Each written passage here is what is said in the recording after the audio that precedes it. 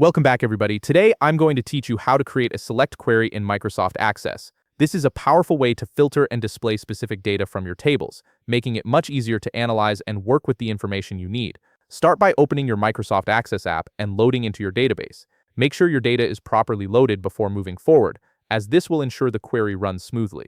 Once your database is open and ready, you'll be able to see all your existing tables and data. Now, to create a select query in Microsoft Access, open the table you wish to create a select query on.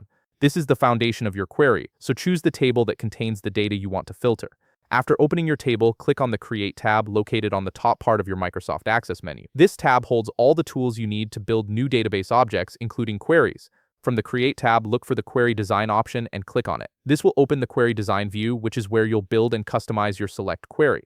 On the right side panel, you'll see the Add Tables menu. This menu allows you to select which tables you want to include in your query.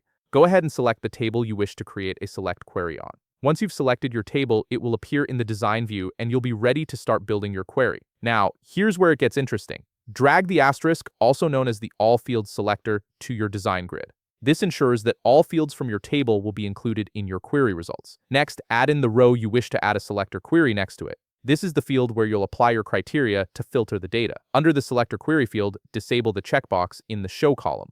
This step is important because it prevents this field from appearing in your final query results, keeping your output clean and focused. Then, under the Criteria column, type in True.